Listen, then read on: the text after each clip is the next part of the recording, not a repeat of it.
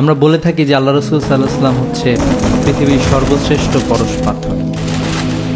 আল্লাহ রাসূল সাল্লাল্লাহু আলাইহি ওয়াসাল্লামের ইম্প্যাক্ট এত বেশি ছিল যে আজ পর্যন্ত পৃথিবী যখন শ্রেষ্ঠ মানুষটাকে আবিষ্কার করতে চায়, পৃথিবীর এই সভ্যতায় সৃষ্টির সূচনালগ্ন থেকে আজ পর্যন্ত কার ইনফ্লুয়েন্স পৃথিবীতে সবচেয়ে বেশি, এটা যখন ডিসাইড করতে চায়, তখন একজন ইহুদি লেখকও তার হচ্ছে দ্য 100 বইয়ে তার বইয়ের ক্রোনোলজিটা হলো যে এরকম যে উনি যার ইম্প্যাক্ট যত বেশি তাকেই সামনে রাখতে চাইছেন। উনি এটা বলার চেষ্টা করছেন বারবার যে কেন আমি এই ব্যক্তিটাকে 80 নম্বরে দিলাম, কেন অন্যকে 60 নম্বরে দিলাম, এভাবে রাখার চেষ্টা করেছিলেন। উনি আসলে বারবার চেষ্টা করেছেন রিশাফল করার জন্য, কিন্তু হযরত মুহাম্মদ সাল্লাল্লাহু আলাইহি ওয়াসাল্লামকে উনি কখনোই 2 নম্বরে রাখতে পারেন। তো পুরা সভ্যতা আসলে পুরা পৃথিবী মানব সভ্যতায় আল্লাহ রাসূল সাল্লাল্লাহু আলাইহি ওয়াসাল্লামের ইম্প্যাক্টের কাছে, আল্লাহ রাসূল সাল্লাল্লাহু আলাইহি ওয়াসাল্লামের সার্কেল অফ ইনফ্লুয়েন্স, এটা হচ্ছে সবচেয়ে বেশি আমরা বলতে পারি। আল্লাহ রাসূল সাল্লাল্লাহু আলাইহি ওয়াসাল্লাম শুরু করেছিলেন, তার জীবন যখন শুরু হয়েছিল তখন উনি এতিম অবস্থায় ছিলেন। এতিম অবস্থায় আল্লাহ রাসূল সাল্লাল্লাহু আলাইহি ওয়াসাল্লামের জীবনীটা শুরু হয়েছিল। আমরা দেখতে পাই যে ছোটবেলা থেকে আল্লাহ রাসূল সাল্লাল্লাহু আলাইহি ওয়াসাল্লাম এক ধরনের কষ্টের মধ্যে দিয়ে আল্লাহ তাআলা তাকে বড় করেছেন। আল্লাহ রাসূল সাল্লাল্লাহু আলাইহি ওয়াসাল্লাম জন্মের আগে তার পিতাকে হারিয়েছেন, জন্মের কয়েক বছর পরে তার মাকে হারিয়েছেন। এতিম হিসাবে উনি শুরু করেছিলেন, কিন্তু আমরা দেখতে পাই যে একবারে তার ছোটবেলা থেকেই উনি সবসময় ইনসাফ প্রতিষ্ঠা করার চেষ্টা করেছেন। আমরা দেখতে পাই যে তার জীবনীতে উনি যখন কৈশোরে ছিলেন অথবা যুবক হওয়ার এই জায়গাটাতে ছিলেন, তখন দেখতে পাই যে উনি সমাজের অসঙ্গতিগুলো উনি সুন্দরভাবে আইডেন্টিফাই করতেন। উনি বুঝতেন যে এই যে একটা যুদ্ধ চলতেছে, এই যুদ্ধটা থামানোর দায়িত্ব আমার। উনি চেষ্টা করতেন যে এই যুদ্ধটা কিভাবে থামানো যায়। এই জন্য আমরা দেখি যে আল্লাহ রাসূল সাল্লাল্লাহু আলাইহি ওয়াসাল্লাম হিলফুল ফজল গঠন করেছিলেন। এরপর আমরা আরও দেখতে পাই যে আল্লাহ রাসূল সাল্লাল্লাহু আলাইহি ওয়াসাল্লাম যখন ইসলাম নিয়ে এগিয়ে এসেছিলেন, আমরা পৃথিবীর অনেক মানুষ এবং অনেক প্রচারককে দেখি। আল্লাহ রাসূল সাল্লাল্লাহু আলাইহি ওয়াসাল্লামের ক্ষেত্রে আমরা যেটা দেখি যে আল্লাহ রাসূল সাল্লাল্লাহু আলাইহি ওয়াসাল্লাম যখন উনি তার আদর্শের দিকে, পৃথিবীর সর্বশ্রেষ্ঠ আদর্শের দিকে উনি যখন ডাকা শুরু করেন, আমরা দেখি উনি প্রথমেই তার আদর্শের দিকে নিয়ে এসেছিলেন তার স্ত্রীকে, হযরত খাদিজাতুল কুবরা রাদিয়াল্লাহু আনহাকে। এরপর আমরা দেখতে পাই যে আল্লাহ রাসূল সাল্লাল্লাহু আলাইহি ওয়াসাল্লামের সবচেয়ে কাছের বন্ধুটি, যিনি প্রথম খলিফাতুল মুসলিমিন ছিলেন, হযরত আবু বকর রাদিয়াল্লাহু আনহুকে। এভাবে করে আমরা দেখতে পাই যে তার বাসায় যে ছেলেটি থাকতো, ছোট্ট ছেলে হযরত আলী রাদিয়াল্লাহু আনহু, তার চাচাতো ভাই, তাকেও তিনি ইসলাম গ্রহণ করেছেন। এবং আমরা দেখতে পাই যে আল্লাহ রাসূল সাল্লাল্লাহু আলাইহি ওয়াসাল্লাম পৃথিবীর সর্বশ্রেষ্ঠ শিক্ষক হিসেবে আবির্ভূত হয়েছিলেন। এমন একজন শিক্ষক উনি হয়েছিলেন, এমন একজন শিক্ষক উনি ছিলেন। আল্লাহ রাসূল সাল্লাল্লাহু আলাইহি ওয়াসাল্লামের আগমনের আগের সময়টা যদি আমরা দেখি আর পরের সময়টা যদি দেখি, তাহলে আমরা দেখব যে এটাতে অনেক অনেক বিস্তর ব্যবধান রয়েছে। আল্লাহ রাসূল সাল্লাল্লাহু আলাইহি ওয়াসাল্লাম যখন ইসলামের দাওয়াত দেওয়া শুরু করেছিলেন, ওই সময়টা পৃথিবী একবারে সর্বনিম্ন পর্যায়ে ছিল আদর্শের জায়গায় যদি বলি আমরা। তো সেখান থেকে আমরা দেখতে পাই যে একটা ভিন্ন সমাজ আল্লাহ রাসূল সাল্লাল্লাহু আলাইহি ওয়াসাল্লাম তৈরি করতে পেরেছিলেন। একবারে উল্টো একটা সমাজ। আল্লাহ রাসূল সাল্লাল্লাহু আলাইহি ওয়াসাল্লাম যে সমাজে ছিলেন, উনি যখন কাজ শুরু করেছিলেন, সে সমাজে মানুষের কোনো মর্যাদা ছিল না। একজন মানুষ আর একজন মানুষকে তার দাস দাসত্বের জীবন ছিল। আমরা দেখতে পাই সেই সমাজে নারীর কোনো মর্যাদা ছিল না। আরবে সে জাহেলিয়ত সমাজে একজন নারীর জন্ম হলে, একটা মেয়ে শিশুর জন্ম হলে তাকে জবাই করা অথবা তাকে মেরে ফেলা, এটাই ছিল সেই সমাজের ট্রেডিশন। আমরা দেখতে পাই যে পুরোপুরি ভিন্ন একটা চিত্র আল্লাহ রাসূল সাল্লাল্লাহু আলাইহি ওয়াসাল্লাম যখন তার কাজ করেছিলেন এবং তার কাজ যখন সমাপ্ত করেছিলেন। এজন্য আমরা বলতে পারি যে আল্লাহ রাসূল সাল্লাল্লাহু আলাইহি ওয়াসাল্লাম হলেন পৃথিবীর সর্বশ্রেষ্ঠ শিক্ষক। আল্লাহ রাসূল সাল্লাল্লাহু আলাইহি ওয়াসাল্লামের জীবনীটা আজকে আমাদের আলোচক যেভাবে বর্ণনা করছিলেন চমৎকারভাবে, আল্লাহ রাসূল সাল্লাল্লাহু আলাইহি ওয়াসাল্লামকে কিভাবে দেখেছেন, এটা নিয়ে প্রায় লক্ষাধিক সাহাবী তাদের চোখ দিয়ে দেখেছেন, কি করেছেন, কি বলেছেন, কোন কোন জায়গায় গিয়েছেন, উনি ঘরে কীরকম ছিলেন, বাইরে কীরকম ছিলেন, স্ত্রীর সাথে কীরকম ছিলেন, তার বন্ধুদের সাথে কীরকম ছিলেন, সব বিষয়গুলো আল্লাহ রাসূল সাল্লাল্লাহু আলাইহি ওয়াসাল্লামের জীবনীতে আমরা পেয়ে যাই। আল্লাহ রাসূল সাল্লাল্লাহু আলাইহি ওয়াসাল্লামের জীবনে লুকানো কোনো কিছু ছিল না, সবগুলো ওপেন ছিল। আমরা দেখতে পাই যে পৃথিবীতে অনেক মানুষ অনেক ধরনের গবেষণা করে, কিন্তু আল্লাহ রাসূল সাল্লাল্লাহু আলাইহি ওয়াসাল্লামের যে লিডারশিপ ছিল, এটা নিয়ে পৃথিবীর গবেষকরা এখন পর্যন্ত গবেষণা করে যাচ্ছে। আমরা আল্লাহকে আমরা চিনি, জান্নাত জাহান্নাম আমাদের বিশ্বাসে জান্নাত জাহান্নাম আছে। আমরা ফেরেশতাদেরকেও দেখি নাই, জান্নাত জাহান্নামও দেখি নাই, কিন্তু আল্লাহ রাসূল সাল্লাল্লাহু আলাইহি ওয়াসাল্লামের মাধ্যমে আসলে সবগুলো আমরা জানতে পারি। আল্লাহ রাসূল সাল্লাল্লাহু আলাইহি ওয়াসাল্লামের ইম্প্যাক্টটা আসলে এই জায়গাতে, তাকে দেখার মাধ্যমে আমরা বুঝতে পারি যে একটা মানুষের পূর্ণতা, একটা পূর্ণ মানুষ কীরকম হতে পারে। অন্যথায় মানব সমাজ আসলে অপূর্ণই থেকে যেত আল্লাহ রাসূল সাল্লাল্লাহু আলাইহি ওয়াসাল্লামকে যদি আমরা না দেখতে পারতাম। আল্লাহ রাসূল সাল্লাল্লাহু আলাইহি ওয়াসাল্লাম যে জার্নিটি করেছিলেন, এই যে আমরা বললাম যে উনি একটা খুব খারাপ সমাজে উনি জন্মগ্রহণ করেছিলেন এবং এই সমাজে উনি বড় হয়ে উঠেছেন, কিন্তু উনি যখন মারা গেলেন তখন আসলে পৃথিবীর অবস্থা আমরা দেখতে পাই যে একটা আমূল পরিবর্তন সেখানে হয়েছে এবং আমরা দেখতে পাই যে সে পরিবর্তনের ধারাবাহিকতা এখনো অব্যাহত আছে। আমরা আল্লাহ রাসূল সাল্লাল্লাহু আলাইহি ওয়াসাল্লামের জার্নিটা কি খুবই সহজ ছিল? খুবই সহজ ছিল। যেদিন প্রথম আল্লাহ রাসূল সাল্লাল্লাহু আলাইহি ওয়াসাল্লাম, তাকে সবাই আলামিন আর সাদিক বলতো, কিন্তু আল্লাহ রাসূল সাল্লাল্লাহু আলাইহি ওয়াসাল্লাম যেদিন আরবের মানুষদেরকে তাদের ট্রেডিশন অনুযায়ী একটা পাহাড়ের উপরে দাঁড়িয়ে বলা হইতো, ডাকা হইতো সবাইকে, সবাই যখন সামনে আসতো, নতুন কোনো একটা বিষয় তাদের সামনে তুলে ধরা হতো, এরকম একটা সময়ে আল্লাহ রাসূল সাল্লাল্লাহু আলাইহি ওয়াসাল্লাম যখন সে পাহাড়ের উপরে দাঁড়িয়েছিলেন, দাঁড়িয়ে উনি যখন ঘোষণা করেছিলেন, আমি যদি বলি যে পাহাড়ের পেছনে একটা সৈন্যদল অপেক্ষা করতেছে তোমাদেরকে মেরে ফেলার জন্য, তোমরা কি আমার কথা বিশ্বাস করবা? সবাই এক বাক্যে বলেছিল, হ্যাঁ আপনি তো আলামিন, আপনি তো সাদিক, আপনার কথা কেন বিশ্বাস করব? আল্লাহ রাসূল সাল্লাল্লাহু আলাইহি ওয়াসাল্লাম তখন ঘোষণা দিয়েছিলেন, লা ইলাহা ইল্লাল্লাহু মুহাম্মাদুর রাসূলুল্লাহ। এবং আমরা দেখতে পাই যে ঘোষণা দেওয়ার সাথে সাথে তার বিরুদ্ধে আক্রমণ শুরু হয়ে যায়। আমরা দেখতে পাই যে আবু লাহাব আল্লাহ রাসূল সাল্লাল্লাহু আলাইহি ওয়াসাল্লামের ধ্বংস কামনা করে।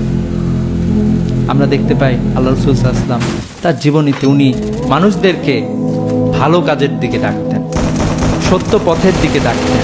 আমরা দেখতে পাই এই ডাকতে গিয়েও তাকে নির্যাতনের সম্মুখীন হতে হয়েছে। আমরা বাইতুল্লাহ আল্লাহ রাসূল সাল্লাল্লাহু আলাইহি ওয়াসাল্লামকে নির্যাতিত হতে দেখেছি। আল্লাহ রাসূল সাল্লাল্লাহু আলাইহি ওয়াসাল্লাম যখন সিজদা দিতেন, তার মাথায় নারী ভুঁড়ি সহ আবর্জনা তার মাথায় চাপিয়ে দেওয়া হতো। আমরা দেখতে পাই আল্লাহ রাসূল সাল্লাল্লাহু আলাইহি ওয়াসাল্লামের জীবনীতে তায়েফের কথা, খুবই কঠিন পরিস্থিতি। আল্লাহ রাসূল সাল্লাল্লাহু আলাইহি ওয়াসাল্লাম যখন দেখছেন মক্কায় আর কোনো আশা আমি দেখতে পাচ্ছি না, আল্লাহ রাসূল সাল্লাল্লাহু আলাইহি ওয়াসাল্লাম তখন তায়েফের দিকে এগিয়ে গিয়েছিলেন। আমরা দেখতে পাই যে তায়েফের ঘরে ঘরে উনি গিয়ে দাওয়াতি কাজ, তার আদর্শ পৌঁছানোর চেষ্টা করেছিলেন। কিন্তু আমরা দেখতে পাই যে তায়েফের নেতৃস্থানীয় ব্যক্তিরা আল্লাহ রাসূল সাল্লাল্লাহু আলাইহি ওয়াসাল্লামের পেছনে একদল বালক কেলে দিয়ে দেয়। তারা আল্লাহ রাসূল সাল্লাল্লাহু আলাইহি ওয়াসাল্লামের উপর পাথর নিক্ষেপ করে। আল্লাহ রাসূল সাল্লাল্লাহু আলাইহি ওয়াসাল্লামের পা রক্তাক্ত হয়ে যায়।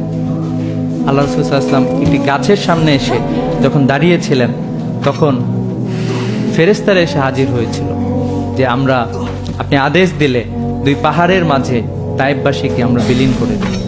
আল্লাহ রাসূল সাল্লাল্লাহু আলাইহি ওয়াসাল্লাম তাদেরকে থামিয়েছিলেন, বলেছিলেন যে তাদের পক্ষ থেকেও তাদের কেউ ইসলাম গ্রহণ করবে। এই জন্যই উনি ছিলেন রহমাতুল লিল আলামিন। এরকম একটা কঠিন পরিস্থিতি আমরা দেখতে পাই যে আল্লাহ রাসূল সাল্লাল্লাহু আলাইহি ওয়াসাল্লাম নিজেকে এমনভাবে উপস্থাপন করেছিলেন। উহুদের যুদ্ধে আমরা দেখতে পাই যে আল্লাহ রাসূল সাল্লাল্লাহু আলাইহি ওয়াসাল্লামের দাঁত শহীদ হয়েছিল, আল্লাহ রাসূল সাল্লাল্লাহু আলাইহি ওয়াসাল্লাম রক্তাক্ত হয়ে গিয়েছিলেন। কাফেররা ভেবেছিল আল্লাহ রাসূল সাল্লাল্লাহু আলাইহি ওয়াসাল্লামকে মনে হয় মেরে ফেলা হলো, এখানেই মনে হয় তাদের বিজয় নিশ্চিত হলো। আল্লাহ রাসূল সাল্লাল্লাহু আলাইহি ওয়াসাল্লামের এই যাত্রায় আল্লাহ রাসূল সাল্লাল্লাহু আলাইহি ওয়াসাল্লাম সাহাবীদেরকে মূলত স্বপ্ন দেখাইছিলেন, এমন একটা সমাজের স্বপ্ন দেখাইছিলেন। খুবই কঠিন পরিস্থিতি, কিন্তু আল্লাহ রাসূল সাল্লাল্লাহু আলাইহি ওয়াসাল্লাম স্বপ্ন দেখাতেন সাহাবীদের। আমরা আল্লাহ রাসূল সাল্লাল্লাহু আলাইহি ওয়াসাল্লামের ইন্তেকালের সময়টা যদি আমরা চিন্তা করি, যে তার ইন্তেকালের পরে আল্লাহ রাসূল সাল্লাল্লাহু আলাইহি ওয়াসাল্লামের স্ত্রী বলেছেন যে আল্লাহ রাসূল সাল্লাল্লাহু আলাইহি ওয়াসাল্লাম উম্মতের চিন্তায় একটি রাতেও আরামে আসলে ঘুমাইতে পারেন না। আমরা দেখতে পাই যে আল্লাহ রাসূল সাল্লাল্লাহু আলাইহি ওয়াসাল্লাম যখন ইন্তেকাল করেছিলেন, তার ঘরে কোনো স্বর্ণ ছিল না, রৌপ্য ছিল না, কোনো কিছুই ছিল না বলার মতো। ছিল, পাওয়া গিয়েছিল একটা সাদা খচ্চর, ব্যবহারের জন্য একটা অস্ত্র এবং একটা ভূমি ছিল সাধারণ। এবং যেই সম্পদগুলো পাওয়া গিয়েছিল, তিনটা সম্পদের কথা একজনের বর্ণনা এসেছে, এবং এই যে কয়েকটা সম্পদ পাওয়া গেছে এগুলো মুসলমানদের মধ্যে বিলি বন্টন করে দেওয়া হয়েছিল। এবং আল্লাহ রাসূল সাল্লাল্লাহু আলাইহি ওয়াসাল্লাম যাওয়ার সময় বলে গিয়েছিলেন আল্লাহ রাসূল সাল্লাল্লাহু আলাইহি ওয়াসাল্লাম ইন্তেকাল, আল্লাহ রাসূল সাল্লাল্লাহু আলাইহি ওয়াসাল্লাম বিদায় হজের ভাষণে আল্লাহ রাসূল সাল্লাল্লাহু আলাইহি ওয়াসাল্লাম বলে গিয়েছেন, আমি চলে যাচ্ছি কিন্তু আমার আদর্শ থেকে যাবে। আল্লাহ রাসূল সাল্লাল্লাহু আলাইহি ওয়াসাল্লাম বলেছিলেন যে তারাকতুম ফিকুম আমরাইনি লাং তাদিল্লু মা তামাসসাকতুম বিহিমা, আমি তোমাদের নিকট দুইটা জিনিস রেখে যাচ্ছি, তোমরা যদি এগুলো ধারণ করতে পারো তাহলে তোমরা পথ হারাবে না। আমরা যদি এখন চিন্তা করি, আমরা এমন একটা বিশ্ববিদ্যালয়ে আছি যে বিশ্ববিদ্যালয়ে অসংখ্য লেখক, অসংখ্য দার্শনিকের দর্শন পড়ানো হয় প্রত্যেকটা সেমিস্টারে বিভিন্ন জায়গা থেকে, কিন্তু আমরা দেখতে পাই না দু একটা ডিপার্টমেন্ট ছাড়া আল্লাহ রাসূল সাল্লাল্লাহু আলাইহি ওয়াসাল্লামের জীবন পাঠে তেমন কোনো আয়োজন আছে। আমরা আসলে আল্লাহ রাসূল সাল্লাল্লাহু আলাইহি ওয়াসাল্লামের জীবনটা যেভাবে জানা দরকার, বিশেষ করে যারা বিচক্ষণ মানুষ, বাংলাদেশ যে সংকটের মধ্যে দিয়ে যাচ্ছে সে সংকট নিরসনে আল্লাহ রাসূল সাল্লাল্লাহু আলাইহি ওয়াসাল্লামের আদর্শ যে সবচেয়ে বড় সমাধান হতে পারে, এই সমাধান আমরা আমাদের পাঠ্যপুস্তকে আসলে দেখতে পাই না। আমরা আদর্শ নেতা হিসেবে হযরত মুহাম্মদ সাল্লাল্লাহু আলাইহি ওয়াসাল্লামকে দেখতে পাই যে আল্লাহ রাসূল সাল্লাল্লাহু আলাইহি ওয়াসাল্লাম অসংখ্য স্বপ্ন দেখাইছিলেন। আজকে যেমন আমরা দেখতে পাচ্ছি, অলরেডি আমরা বলা শুরু করেছি যে ঢাকা বিশ্ববিদ্যালয়ে যারা ডাকসুতে নির্বাচন করেছে তারা কি তাদের যে কর্মসূচি তারা ঘোষণা করেছিল তারা কি সেগুলো বাস্তবায়ন করতে পারছে কিনা, শিক্ষার্থীরা কিন্তু তাদের কাছে খোঁজখবর নিচ্ছে এবং আমরা তাদেরকেও দেখছি তারা দৌড়াচ্ছে। আল্লাহ রাসূল সাল্লাল্লাহু আলাইহি ওয়াসাল্লামের জীবনীতে আমরা যেটা দেখতে পাই যে আল্লাহ রাসূল সাল্লাল্লাহু আলাইহি ওয়াসাল্লাম সাহাবীদেরকে আসলে এরকম একটা সমাজের স্বপ্ন দেখাচ্ছে, একটা কঠিন সমাজ, একটা খুবই খারাপ সমাজ, এখান থেকে আমরা খুবই ভালো সমাজে যাব। আল্লাহ রাসূল সাল্লাল্লাহু আলাইহি ওয়াসাল্লাম খুবই দুর্দিন, খুবই কঠিন সময় উনি সাহাবীদেরকে নিয়ে বসছেন। আল্লাহর নবী কিন্তু আমরা আসলে কিভাবে এই সমস্যা সংকট মোকাবেলা, খন্দকের যুদ্ধ, আহজাবের যুদ্ধ, একটা কঠিন পরিস্থিতি, আল্লাহ রাসূল সাল্লাল্লাহু আলাইহি ওয়াসাল্লাম সাহাবীদের নিয়ে বসলেন। আল্লাহ রাসূল সাল্লাল্লাহু আলাইহি ওয়াসাল্লাম পরামর্শ নিলেন হযরত সালমান ফারিসি রাদিয়াল্লাহু আনহুর কাছ থেকে, এবং আমরা দেখতে পাই যে আল্লাহ রাসূল সাল্লাল্লাহু আলাইহি ওয়াসাল্লাম যখন এরকম একটা কঠিন পরিস্থিতি, অনেক দিন ধরে সাহাবীরা পাথর মাটি খুঁড়তেছেন মদিনাকে রক্ষা করার জন্য, এমন একটা সময়ে আল্লাহ রাসূল সাল্লাল্লাহু আলাইহি ওয়াসাল্লামের পেটে অনেক ক্ষুধা, বিভিন্ন জায়গায় বর্ণনা এসেছে উনি পেটে পাথর বেঁধেছেন ক্ষুধার জ্বালায়, সাহাবীরাও ক্ষুধার্ত, বিরোধী পক্ষে শত্রুরা আক্রমণ করার জন্য প্রস্তুত, তারা আসতেছে। এরকম একটা সময়েও আল্লাহ রাসূল সাল্লাল্লাহু আলাইহি ওয়াসাল্লাম তার সাহাবীদেরকে স্বপ্ন দেখাচ্ছিলেন। আল্লাহ রাসূল সাল্লাল্লাহু আলাইহি ওয়াসাল্লাম স্বপ্ন দেখাচ্ছিলেন যে এমন একটা সময় আসবে যখন রোম জয় হবে, পারস্য জয় হবে, এমন একটা সময় আসবে, এমন একটা সমাজ আসবে, সানা থেকে হাজরে মাউত পর্যন্ত একজন নারী রাতের অন্ধকারে হেঁটে যাবে, আল্লাহ ছাড়া তাকে পৃথিবীর আর কোনো কিছুকে ভয় করতে হবে না। আমরা দেখতে পাই যে ইতিহাস সে সমাজ দেখেছিল, ইতিহাস সে সভ্যতা দেখেছিল, এবং পৃথিবী সে সভ্যতা থেকে অনেক কিছুই গ্রহণ করেছে, পৃথিবী সে সভ্যতা থেকে ঋদ্ধ হয়েছে, সমৃদ্ধ হয়েছে। আমরা দেখতে পাই যে ইসলামের এই শক্তি, ইসলামের এই পথ চলা মক্কা ছাড়িয়ে ইউরোপে গিয়েছে, আফ্রিকায় গিয়েছে, পুরো পৃথিবীব্যাপী ছড়ায় গিয়েছে। এবং আল্লাহ রাসূল সাল্লাল্লাহু আলাইহি ওয়াসাল্লাম যেই সুন্দরতম পদ্ধতি, যেই সুন্দরতম বিধান রেখে গিয়েছেন, আল্লাহ রাসূল সাল্লাল্লাহু আলাইহি ওয়াসাল্লাম যেই সুন্দর পৃথিবী সমাজ ব্যবস্থা রেখে গিয়েছেন, এটা আসলে আমাদের জন্য অনুকরণীয় এবং আদর্শ। তো আমাদের আজকের এই কর্মসূচির মাধ্যমে, আজকের এই আলোচনা সভার মাধ্যমে আমরা মূলত আল্লাহ রাসূল সাল্লাল্লাহু আলাইহি ওয়াসাল্লামের জীবনটাকে নতুনভাবে জানার সুযোগটা আসলে পাই। আমি বিশ্বাস করি যে আল্লাহ রাসূল সাল্লাল্লাহু আলাইহি ওয়াসাল্লামের জীবনী জানার সুযোগটুকু শুধুমাত্র একটা মিলাদুন্নবী আয়োজনের মাধ্যমে অথবা কিছু প্রোগ্রামের মাধ্যমে সীমাবদ্ধ না থেকে আমাদের জীবনের প্রতিটা পর্যায়ে আল্লাহ রাসূল সাল্লাল্লাহু আলাইহি ওয়াসাল্লামের কী রোলটা ছিল, আল্লাহ রাসূল সাল্লাল্লাহু আলাইহি ওয়াসাল্লামের কী শিক্ষাটা ছিল, এই শিক্ষাকে যদি আমরা ধারণ করতে পারি তাহলে আমরা আমাদের ব্যক্তি জীবন, সমাজ, রাষ্ট্র সহ পৃথিবীতে আমরা একটি নতুন পৃথিবী পাবো, সেই বিশ্বাস আমাদের রয়েছে। তো নতুন পৃথিবীর জন্য আল্লাহ রাসূল সাল্লাল্লাহু আলাইহি ওয়াসাল্লামের আদর্শ গ্রহণ করার জন্য আমি যে আইডিওলজিরই হই না কেন, এখানে সবাই যে বিভিন্ন আইডিওলজির মানুষজন থাকে, তো আমরা এটা বিশ্বাস করি যে আল্লাহ রাসূল সাল্লাল্লাহু আলাইহি ওয়াসাল্লামকে যারা আল্লাহ রাসূল সাল্লাল্লাহু আলাইহি ওয়াসাল্লামকে আদর্শকে ধারণ করবে, আদর্শটা মানার চেষ্টা করবে, ফলো করার চেষ্টা করবে, তারা আসলে এক্সিলেন্ট কোনো কিছু করতে পারবে।